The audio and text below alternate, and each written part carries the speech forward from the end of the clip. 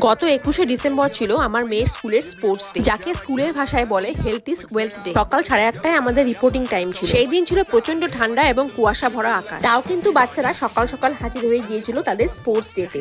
Yoga থেকে শুরু করে বাচ্চাদের জন্য ছিল কিন্তু বিভিন্ন ধরনের অ্যাক্টিভিটি, যা করে কিন্তু ওরা অত্যন্ত মজা পাচ্ছিল।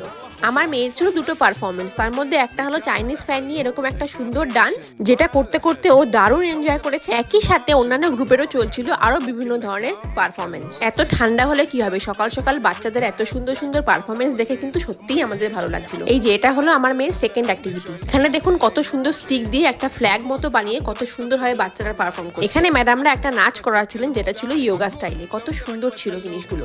লোকেশনটা ছিল মধ্যমগ্রাম নেতাজি সংঘ মাঠ। এনাদের অ্যারেঞ্জমেন্ট কিন্তু খুব সুন্দরভাবে ছিল, যাতে সমস্ত বাচ্চা খুব সুন্দরভাবে পারফর্ম করতে পারে। আর সাথে ছিল গরম গরম কফি। এই যে সব শেষে সার্টিফিকেট এবং মেডেল দেওয়া। প্রথমবার অন স্পট মেডেল পেয়ে আমার মেয়ে কিন্তু খুব খুশি ছিল।